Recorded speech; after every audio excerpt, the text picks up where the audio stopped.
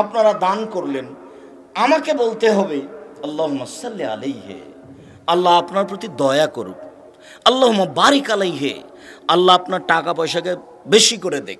এটা আল্লাহ রাসূলের মুখের শব্দ। এখন আপনি যখন টাকা দিলেন তখন আমি বললাম মারহাবা, কি যে বললাম, ধুলায় অন্ধকার ওকে ঠেলে জান্নাতে দিয়ে দিল। এটা অসৎ আমল। 31 বছর থেকে বলছি, এরকম কথা কোনোদিন প্রমাণ হয়ে গেলে জাতির সামনে কথা বলবো না, নতুন কথা নয়। কোরআন মাজিদের গায়ে লেখা আছে কোরআন শরীফ। কোরআন শরীফ যদি কোনোদিন প্রমাণ হয়ে যায়, কোরআন মাজিদ ছাড়া, কোরআন হাকিম ছাড়া, কোরআন কারিম ছাড়া কোনোদিন শরীফ প্রমাণ হয়ে গেলে আমি আব্দুর রাজ্জাক বিন ইউসুফ আর জাতির সামনে কোনোদিন আসবো না। এটা হাজারো দিনের কথা। কোরআন মাজিদের অপর পৃষ্ঠে একটা লম্বা দোয়া আছে, এক পৃষ্ঠে, যে কোরআন খতম করলে পড়তে হবে। হেডলাইনে লেখা আছে খাতম দোয়াই, খাতম দোয়া খাতমিল কোরআন, কোরআন খতমের দোয়া। 30 বছর থেকে বলছে এই দোয়া যদি প্রমাণ হয়ে যায় যে নবী বলেছেন, তাহলে আমি আর কোনোদিন বক্তব্য দিব না। যখন বলেছি যে ধর্মের নামে বিকৃত ধর্ম আছে, তখন এইগুলি উল্লেখ করা আছে। কত নিবেন আপনি ধর্মের নামে বিকৃত ধর্ম, ধর্মের নামে হাদিস? আগে যারা ম্যাট্রিক পরীক্ষা দিত তাদেরকে 40টা হাদিস মুখস্থ করতে হতো। তার একটা ছিল হব্বুল ওয়াতান মিনাল ঈমান, দেশকে ভালোবাসে ঈমানের অঙ্গ। কিয়ামত পর্যন্ত সময় থাকলো পৃথিবীর কোনো মানুষকে হাদিস প্রমাণ করতে পারবে না। তখন একটা হাদিস ছিল ওতুলবুল ইলম ওয়ালাউ কানা বিসসিন, শিক্ষার জন্য যদি চীন যেতে হয় তবুও যাও। এটা হাদিস নয়, এটা মানুষের বানানো কথা। কোনো দিন এটা হাদিস বলে প্রমাণ হবে না। 2-3 বইয়ে লেখা আছে যে মুহাম্মদ সাল্লাল্লাহু আলাইহি সাল্লাম ঈদের মাঠে গেলেন, দেখলেন একটা ছেলে কাঁদছে। ছেলেটাকে জিজ্ঞাসা করলেন তুমি কেন কাঁদছ? ছেলেটি বলল আমি এতিম। আল্লাহ রাসূল তাকে কোলে নিলেন, আয়েশার কোলে দিলেন, আয়েশা নতুন পোশাক পরালেন। ছেলেটি খুশি হয়ে গেল, একবারে নগদ মিথ্যে কথা। রাসূল সাল্লাল্লাহু আলাইহি সাল্লামের বাড়িতে ফকিরে ভিক্ষা পায় না, তার একাধিক বুখারী মুসলিমের হাদিস। আর নতুন পোশাক দিয়ে দিল, বললেই হবে? আমার কাছে উপস্থিত 3টা বুখারীর হাদিস আছে, বুখারী, মুসলিম, আবু দাউদ, নাসাই, তিরমিজি, ইবনে মাজাহ, বাইহাকি, দারমি, দাইলামি, দারিকুতনি, মুসনাদ সাহিবা, সহিহ ইবনে হিব্বান, সহিহ ইবনে আওয়ানা, মুসনাদ হাকিম, মুসনাদ বাজার, মুসনাদ ইয়ালা, পৃথিবীতে যত হাদিস গ্রন্থ আছে সব গ্রন্থই আছে। তার একটা আপনাকে শোনাই।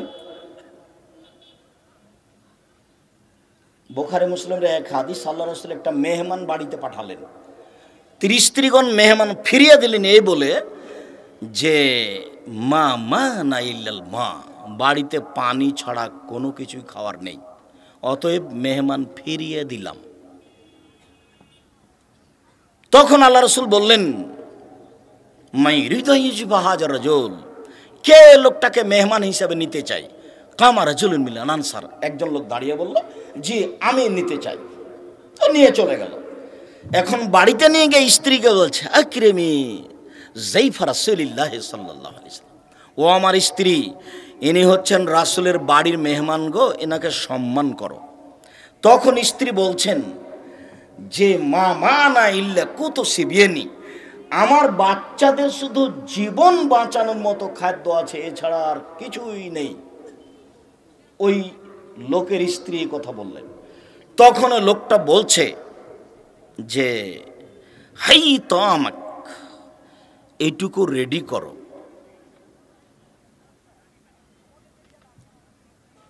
ওয়াসবে সেরাজাক, ল্যাম্পটা জ্বালাও। অন্নাবেবে সিবিয়ানাক, তোমার বাচ্চাকে ঘুমিয়ে দাও।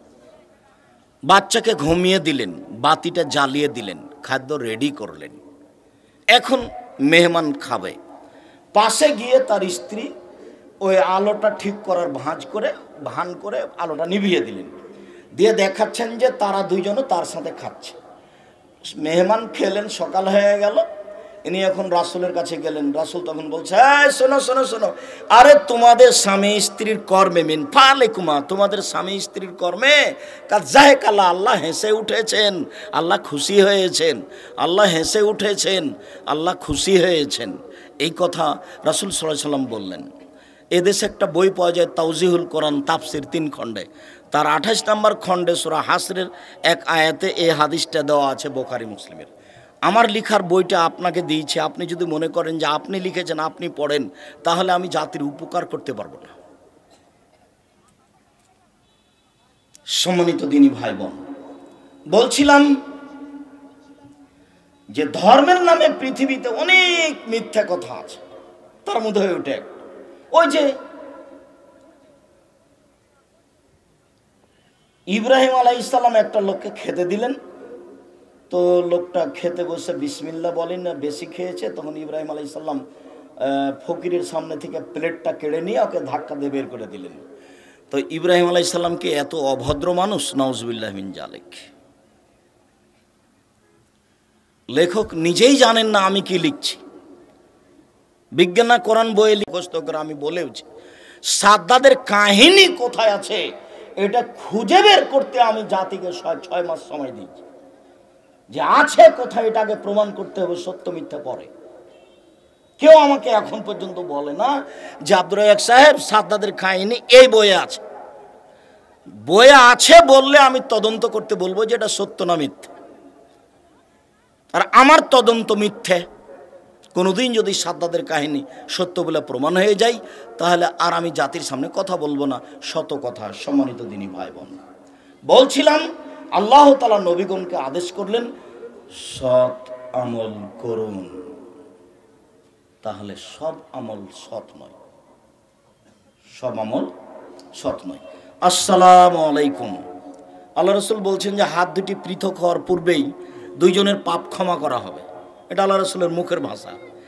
এবার হাত দুটা পৃথক হওয়ার পরে প্রথমে বুকে মারছে, তারপরে এরকম করছে, তারপরে পায়ে চুমা দিচ্ছে, তারপরে হাঁটুতে দিচ্ছে, তারপর মাটিতে হাত রাখছে।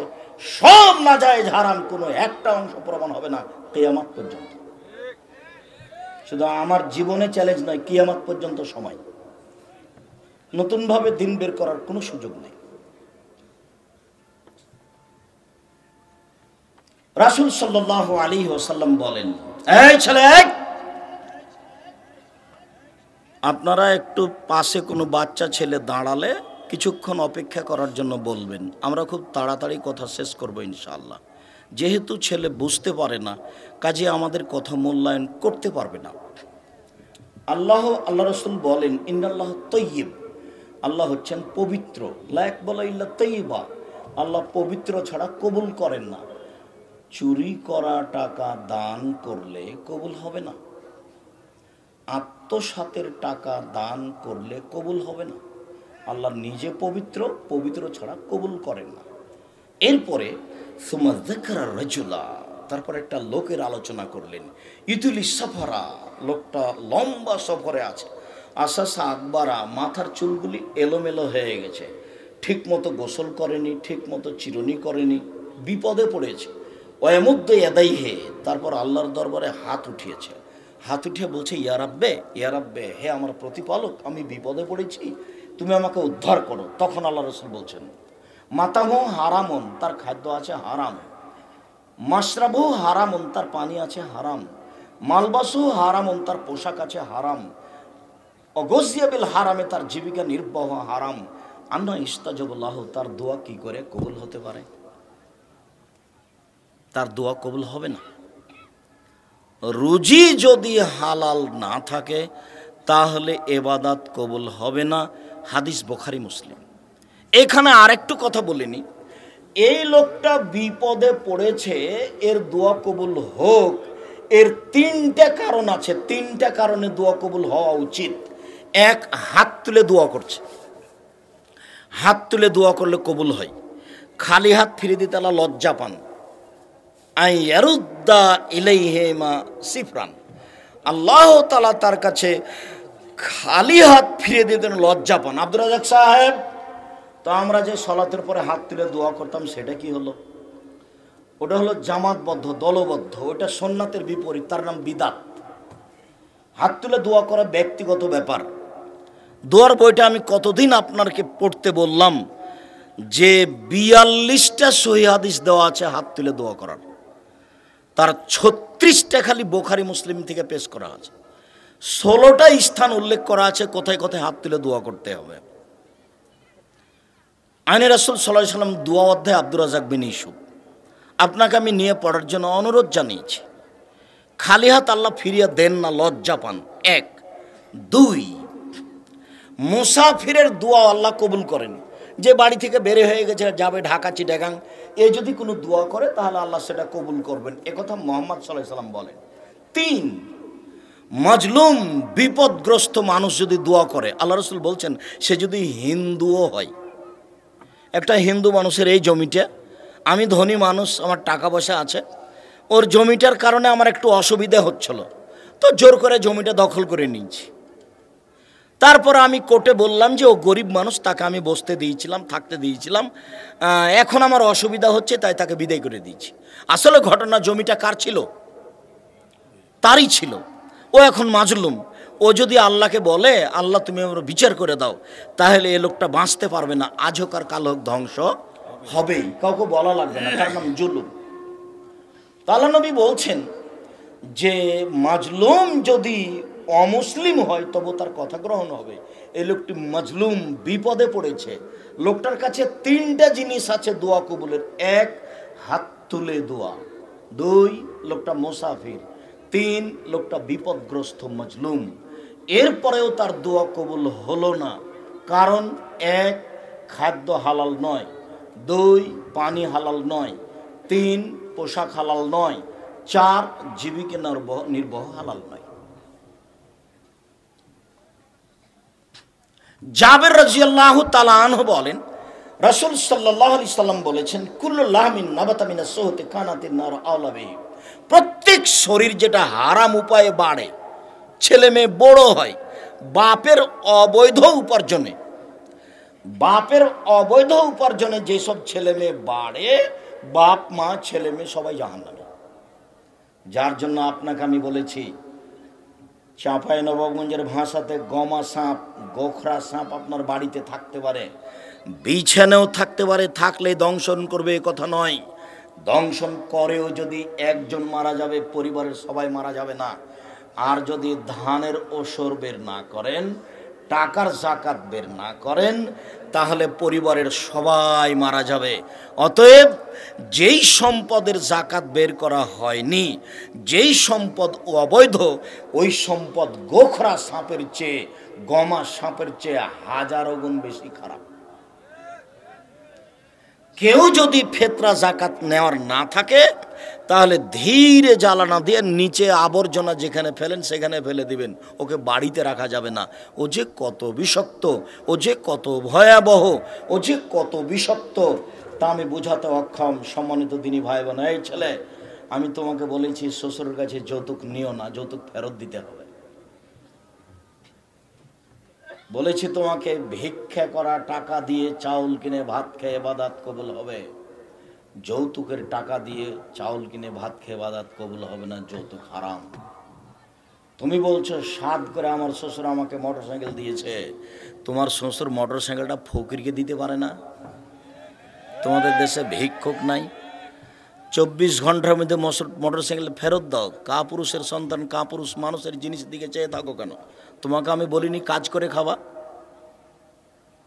বুক ফুলিয়ে খাবা, জীবনে মানুষের বাড়িতে কাজ করে। বছর শেষে শ্বশুরের জন্য একটা লুঙ্গি উপহার দিবা, যে শ্বশুর আব্বা আপনি খুব কষ্ট করে মেয়ে মানুষ করেছেন, আমার হাতে তুলে দিয়েছেন, আমার সংসার সুখী হয়েছে, আপনাকে আমি গরিব মানুষ উপার্জন করে খাই, একটা লুঙ্গি কিনে দিলাম। তুমি আবার পাল্টা চাপ দাও, আবার তুমি বলো তোর বাপ টাকা দিতে চেয়েছিল টাকা দেয়নি, ওর বাড়িতে আর কোনো দিন যাবো না, এ বলে তুমি শ্বশুরকে গালি দাও। তোমাকে আমি শ্বশুরকে গালি দিতে নিষেধ করিনি। ভুলেও কোনোদিন শ্বশুর শাশুড়িকে গালি দেব না, ভুলেও না। কোনোদিন স্ত্রীর নিন্দা করব না, ভুলেও কখনো বলবো না যে তোমার ঠোঁটটা মোটা। একবার যদি ঠোঁট মোটা বলো, 10 বছর তোমাকে ভালোবাসতে পারবে না। ভুলেও কোনোদিন বলবো না যে তোমার রংটা কালো। কোনো সময় স্ত্রীর রূপ চেহারা নিয়ে সমালোচনা করবে না, প্রশংসা করো, ওরা প্রশংসা প্রিয়। রাসূল সাল্লাল্লাহু আলাইহি সাল্লাম বলেন, স্বামী হিসাবে জিম্মেদার ব্যক্তি সেই যে 5টা করে। 1, যে মানের খাই সে মানের খাওয়ায়। 2, যে মানের পরে সে মানের পড়ায়। 3, ওলা তুকাব্বে, কখনো স্ত্রীকে কটু কথা বলে না। কখনো তুমি বলতে পারবে না ঠোঁটটা তোমার মোটা, কখনো তুমি বলতে পারবে না রংটা তোমার কালো, কখনো তুমি তার ব্যাপারে কটু কথা বলতে পারবে না। রাসূল সাল্লাল্লাহু আলাইহি ওয়াসাল্লাম না করে দিয়েছে। ওলা তাজরে বলা লজে, কখনো তুমি মুখের উপরে মারতে পাবা না, মুখের উপরে মারা নিষেধ। আগেকার পণ্ডিতেরা মাস্টাররা ছেলেরা না পারলে মুখের উপরে কালের উপরে থাপ্পড় মারতো, এটা হারাম। রাসূল সাল্লাল্লাহু আলাইহি ওয়াসাল্লাম চিরদিনের জন্য মুখের উপরে মারতে নিষেধ করেছে। যদিচ এখনকার নিয়ম সরকারি নিয়ম যে ছেলেদেরকে মারা হবে না, 10 বছর পরে আল্লাহ রসুল ছেলেদেরকে কথার বাইরে চললে পিটাতে বলছে।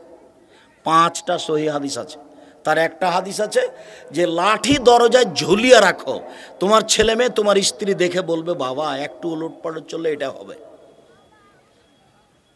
এ কথা রাসূল সাল্লাল্লাহু আলাইহি সাল্লাম বলছেন। পৃথিবীর সবচেয়ে দামি ভদ্র সম্মানী মানুষ। আর আমার মা চাচিরা বলতেন যে মায়ের বড় বিদ্যে, ধমকে আপনি ছেলেকে পড়াতে পারবেন না। আমি নিজের কথা বলছি, আমি যদি ক্লাসে ঢুকি আর ক্লাসে যদি 500 ছাত্র থাকে, একটা ছেলে যদি আর একটা ছেলের গায়ে চিমটি কাটে, আমি আব্দুর রাজ্জাক বিন ইউসুফ শিক্ষকতা করব না। যতক্ষণ পর্যন্ত আমি ক্লাসে থাকি আমার ক্লাসটা কিয়ামতের মাঠ। এরপরেও দেখা যায় যে সত্যি ও শাস্তি ছাড়া পড়া রেডি করে না। আর এখন তো যেহেতু আর পড়ালো লাগে না, এমনি পাস হয়, যার কারণে এদিকও ঠিক ওইদিকও ঠিক, পড়লেই কি আর না পড়লেই কি।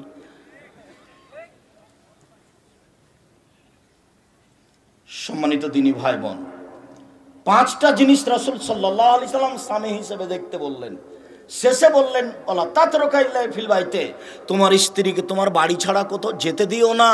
খালার বাড়ি যেতে পাবে না, ফুফুর বাড়ি যেতে পাবে না, মায়ের বাড়ি যেতে পাবে না, জরুরি প্রয়োজন ছাড়া বাড়ি ত্যাগ করতে পাবে না।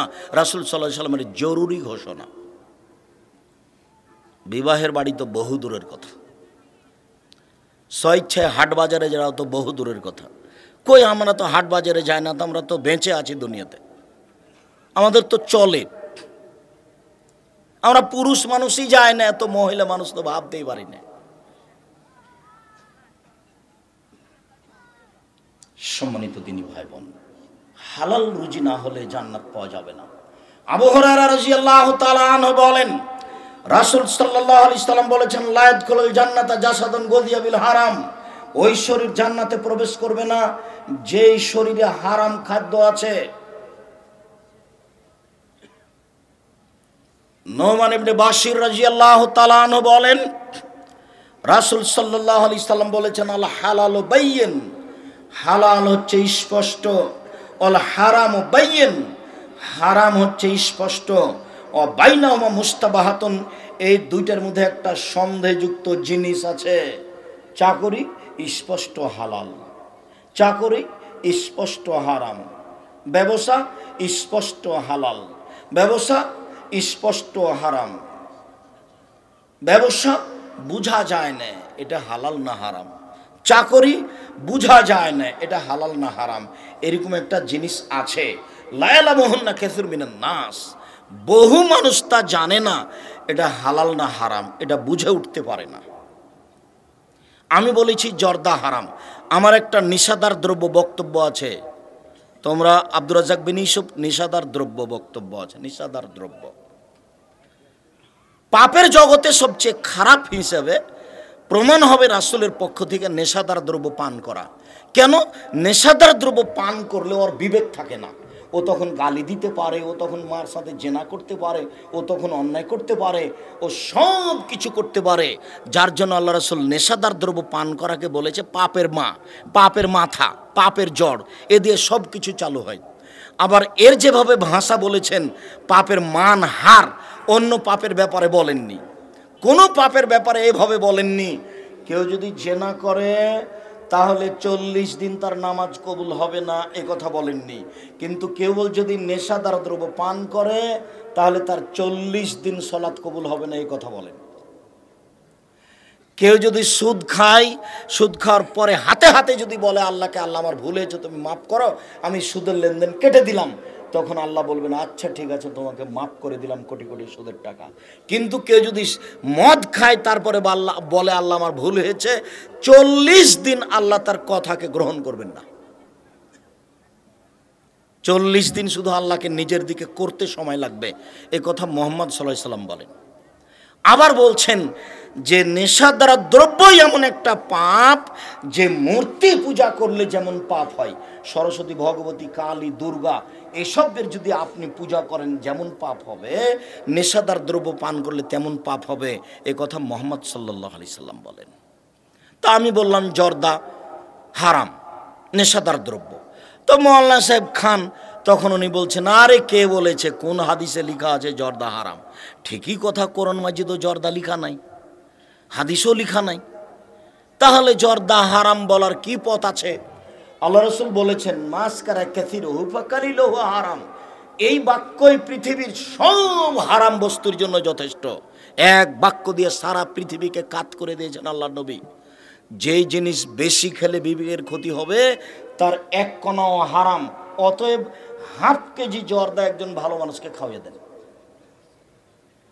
তারপরে দেখেন তার বিবেকের ক্ষতি হয় কি না। যদি ক্ষতি হয় তাহলে জর্দা হারাম, আর যদি ক্ষতি না হয় তাহলে এটা হালাল। আবার হুজুর খাচ্ছেন কিন্তু বলছেন মাকরুহ। মাকরুহ মানে জানেন, মাকরুহ মানে খারাপ। তাহলে এখন যদি বলেন আমাদের হুজুর খারাপ খায়, তাহলে পরিবেশটা কেমন হয়? উনি কিন্তু নিজে বলেছেন যে এটা মাকরুহ, মাকরুহ মানে খারাপ। মাকরুহ মানে কিন্তু হারাম নয়, এটা আরবি শব্দ। আরবি শব্দ ব্যবহার করে এটা হুজুর খাওয়ার চেষ্টা করছেন। আল্লাহর কসম, 3 শ্রেণীর মানুষের কোনো ইবাদত কবুল হবে না, 3 শ্রেণীর মানুষ জান্নাতে যাবে না।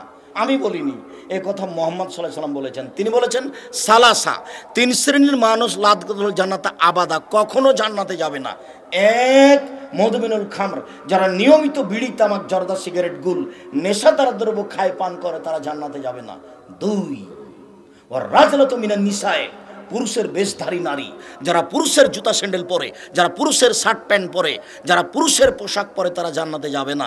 আমি বলিনি, এ কথা মুহাম্মদ সাল্লাল্লাহু আলাইহি সাল্লাম বলেছেন, আমি অনুবাদক মাত্র। এ হাদিস গ্রন্থে 1450 বছর থেকে পড়ে আছে, 19-20 হবে না। আম গাছে জাম ধরতে পারে, ধরে না। অমাবস্যার রাতে চাঁদ উঠতে পারে, উঠে না। সুয়ের ছিদ্র দিয়ে লাঙ্গলের ফল ঢুকতে পারে, ঢোকে না। সুয়ের ছিদ্র দিয়ে লাঙ্গলের ফল ঢুকে যেতে পারে, আম গাছে জাম ধরে যেতে পারে, অমাবস্যার রাতে চাঁদ উঠে যেতে পারে, এগুলো ঘটে যেতে পারে। আমি যে কথা বললাম এতে সন্দেহ আছে বলে কিয়ামত পর্যন্ত চেষ্টা করলে সরিষা ঢোকানো যাবে না, যা বলছি তাই থাকবে। পুরুষের বেশধারী নারী জান্নাতে যাবেন, এ কথা আমি বলিনি, এ কথা মুহাম্মদ সাল্লাল্লাহু আলাইহি সাল্লাম বলেছেন। তিনি বলেছেন দায়ুস, যে দায়ুস সে জান্নাতে যাবে না। দায়ুস কে? আল্লাযী ইউকিরু ফি আহলিল খাবাসা, আল্লাহ রাসূলের মুখের ভাষা তিনি বলছেন, যে তার বাড়িতে বেহায়াইর সুযোগ দিয়েছে সে হলো দায়ুস।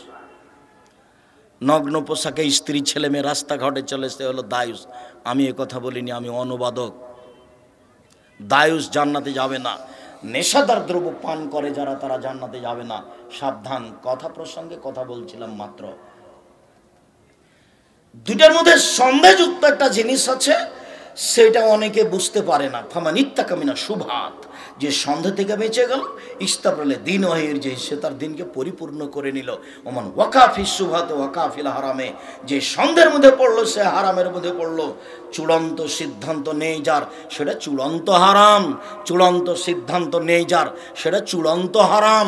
চূড়ান্ত সিদ্ধান্ত নেই যার, সেটা চূড়ান্ত হারাম। এই জমি আমার পৈতৃক সম্পত্তি কিনা, এটা দখলে আছে বলে কিন্তু কাগজে বোঝা যায় না। অস্পষ্ট জমি ছেড়ে দিতে হবে, অচিরেই বিচারের মাঠ আসছে, সেদিন বুঝিয়ে দিতে হবে। অযথা জমি দখল করে থাকিয়েন না। এটা পূর্বাচল নয় যে ক্ষমতা দিয়ে এক জমি 7 বার বিক্রি করবেন। পূর্বাচলের মানুষ এক জমি 7 বার বিক্রি করছে, বিচারের দিন এই ক্ষমতা থাকবে না। এক জমি 7 বার বিক্রি করা মানে 7 বার বুঝিয়ে দিতে হবে। আর দুনিয়া মুদবেরাত আখিরাত মুকবেলা, পৃথিবী আপনাকে পিঠ দেখিয়ে পালিয়ে চলে যাচ্ছে, পরকাল আপনাকে মুখ দেখে আপনার দিকে ছুটে চলে আসছে। যে পালিয়ে যায় তার পিঠ দেখা যায়। আল্লাহ নবী বলছেন পৃথিবী তোমাকে পিঠ দেখিয়ে পালিয়ে যাচ্ছে, তার মানে পৃথিবীর বয়স শেষ। বুঝাতে পারি না মনে হয়। পরকালের বয়স শুরু, আসলেই শুরু। অতএব যে জিনিস পালিয়ে যাচ্ছে তার পিছে পড়বেন না। যে জিনিস আসছে সেই জিনিসের বিবেচনা করতে হবে। এই কথা মুহাম্মদ সাল্লাল্লাহু আলাইহি সাল্লাম বলেন। তিনি বলেন আর দুনিয়া হলো খাজারা, পৃথিবী মিঠা বস্তু, খুব সাবধান। পৃথিবী ভোগ করার ব্যাপারে খুব সাবধান। ফাত্তাকু দুনিয়া ওয়াত্তাকু নিশা, তোমরা পৃথিবী থেকে বেঁচে থাকো, মহিলা থেকে বেঁচে থাকো। পৃথিবী থেকে বেঁচে থাকো, মহিলা থেকে বেঁচে থাকো। মহিলা না হয় বিপদে ফেলে, তাই আল্লাহর নবী মহিলা থেকে বাঁচতে বলেছেন। তো পৃথিবী জড় বস্তু, এটা থেকে বাঁচতে বললেন কেন? এইটা আবার কি? না বুঝে পৃথিবী ভোগ করলে পৃথিবী আপনাকে বিপদে ফেলবে। সাথে সাথে আপনি যা কিছু করছেন এবং বলছেন, পৃথিবী আধুনিক অত্যাধুনিক যন্ত্র সব ধরে রাখছে। ইয়ামাইজিন তোহাদ্দে সাখবারাহা, বিচারের মাঠে top top top top top top করে পৃথিবী কথা বলবে। কোথায় ভাবির সাথে কথা বলছেন সেটা কথা বলবে। আজকে ভাবিকে মোটর সাইকেলে করে নিয়ে এসেছেন সেটাও কথা বলবে বিচারের মাঠে। সাদ করে বক্তব্য শুনতে এসেছেন, ভাবি সহ চাচাতো বোন সহ ভ্যানে চাপাচাপি করে এসেছেন, এই ভাবি উঠে আছে মাটিতে, এই ভাবি বিচারের মাঠে আপনাকে দেখানো হবে। আপনি যখন দেখবেন, আল্লাহ রাসূল বলছেন মুখামুখি কথা হবে আল্লাহর সাথে, কোনো দোভাষী থাকবে না। ইয়ানজুরু আইমানা মিনহু, সে তখন তার ডান দিকে লক্ষ্য করবে। ফায়ারা মা কাদ্দামা মিন আমালিহি, জীবনের সব কর্ম দেখতে পাবে। ওই যে সেদিন সিরাজগঞ্জের এই মাটিতে বক্তব্য শুনতে গেছিল, ওই যে ওই যে ওই যে ওই যে ছবি দেখা যাচ্ছে, টপ টপ টপ টপ করে দেখা যাবে। ফায়ানজুরু আসমা মিনহু, বাম দিকে লক্ষ্য করবে। ফায়ারা মা কাদ্দামা মিন আমালিহি, সব কর্মকে দেখতে পাবে, জীবনে যা করেছে। সময় ইয়ানজুরু তিলকা ওয়াজহিহি, তারপর সামনের দিকে দেখতে পাবে ফায়ারা না, সামনের দিকে দেখতে পাবে জাহান্নাম। ডানে দেখলো কর্ম, বামে দেখলো কর্ম, সামনে দেখলো জাহান্নাম। এ হলো বিচারের অবস্থা একটা। আর একটা বিচারের অবস্থা বলা হবে কর্ম দিয়ে, যে খাতা দিয়ে বলা হবে ইকরা কেতাবাক, তোমার নিজের কর্ম নিজেই পড়ো। তখন আপনি বলবেন, পড়বেন আর বললেন মালি হাজাল কিতাব লা ইগাদিরু সাগীরাতান ওয়ালা কাবীরা, কি আশ্চর্য ধরনের বই, জীবনের ছোট কথাও লেখা আছে, বড় কথাও লেখা আছে, কোনো অসুবিধা হবে না আরবি পড়তে ও বুঝতে। সম্মানিত দিনী ভাই বোন, রাসূল সাল্লাল্লাহু আলাইহি সাল্লাম পরের বাক্যে বলেন আলা লিকুল্লি মালিকিন হেমা, মনে রেখো প্রত্যেকটা দেশের একটা সীমারেখা রয়েছে। বাংলাদেশ শেষ হলে ভারত শুরু হয়, ভারত শেষ হলে বাংলাদেশ শুরু হয়। ও হেমাল্লাহে মাহারে মহু, আল্লাহর সীমারেখা হালাল আর হারাম, হারাম শেষ হলে হালাল শুরু, হালাল শেষ হলে হারাম শুরু। মনে রেখো আলাইনা ফিল জাসাদে মুজগা, মানুষের শরীরে একটা টুকরা রয়েছে, ইজা সালাহত সালাহুল জাসাদু কুল্লুহু, সেই টুকরা যতদিন ভালো থাকবে সব কিছুই ভালো থাকবে। ওয়াইজা ফাসাদাত ফাসাদাত জাসাদু কুল্লুহু, সেই টুকরা যদি খারাপ হয়ে যায় সবই খারাপ হয়ে যাবে। মনে রেখো সেটাই অন্তর, যার অন্তর ভালো তার সবই ভালো, যার অন্তর খারাপ তার সবই খারাপ, যার ভেতর ভালো তার সবই ভালো, যার ভেতর খারাপ তার সবই খারাপ। এই কথা মুহাম্মদ সাল্লাল্লাহু আলাইহি সাল্লাম বলেন। কথাটি আবার এইভাবে বলেন, আত্তাকওয়া হাহুনা, পরহেজগারিতা এখানে, আত্তাকওয়া হাহুনা, পরহেজগারিতা এখানে, আত্তাকওয়া হাহুনা, পরহেজগারিতা এখানে। ওয়া ঈশ্বরে বেদিল সাদরিহি, হা দিয়ে বুকের দিকে ইশারা করে দেখাচ্ছিলেন আল্লাহ নবী, পৃথিবীর মানুষ মনে রেখো পরহেজগারিতা এখানে। তিনি বললেন যে লাকসা আলাইকুম আল ফাকরা, আমার উম্মত দরিদ্র গরিব হয়ে যাবে এ ভয় আমি করি না, আমার উম্মত নিঃস্ব হয়ে যাবে এ ভয় আমি করি না, কিন্তু ভয় করি বসে তা তালাইকুম দুনিয়া কামা বসে তা মানকানা কাবলাকুম, পৃথিবী তোমাদের সামনে তুলে ধরা হবে। দেখবা খালি উপার্জন আর উপার্জন, পয়সা আর পয়সা, প্রযুক্তি আর প্রযুক্তি, না বুঝে প্রযুক্তির পিছনে লেগে কোটি টাকা ইনকাম করবে, পৃথিবী তোমাকে ধ্বংস করে দিবে। এরকম উপার্জন করিও না। সম্মানিত দিনী ভাই বোন, এর অর্থ এই নয় যে নিঃস্ব হতে হবে, এর অর্থ এই নয় যে নিঃস্ব হতে হবে, বৃত্তশালী জমিদার হতে হবে, এ কথাই ঠিক, বেশি পয়সা উপার্জন করতে হবে, এ কথাই ঠিক। আল্লাহ রাসূল বলছেন, বুখারী মুসলিমের হাদিস, তোমরা ছেলে মেয়েকে ছেড়ে যায় না এইভাবে যে মানুষের কাছে হাত পাতবে, ছেলেদেরকে সবল করে ছেড়ে দেওয়ার চেষ্টা করবে। রাসূল সাল্লাল্লাহু আলাইহি ওয়াসাল্লাম যেদিন তাবুকের যুদ্ধে বের হয়েছিলেন, সেই দিন 600 কিলোমিটার পথ তাকে যেতে হবে। খেজুর পেকে এসেছে মাত্র, বাড়িতে কারো টাকা পয়সা নেই, নিরুপায় চিন্তা ভাবনা করছেন কি করা যায়, টাকা ছাড়া যাওয়াও যাবে না। তিনি বললেন কে কি করতে পারো?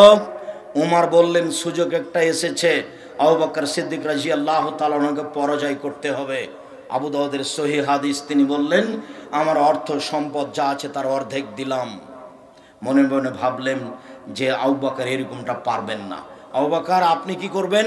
তখন আবু বকর সিদ্দিক বললেন শোনেন, আপনাকে আর আল্লাহকে বাড়িতে রেখে যা আছে সবই দিলাম। তখন উমর রাদিয়াল্লাহু আনহু বললেন আজ যখন পারিনি, জীবনে আর কোনো দিন তাকে পারবো না।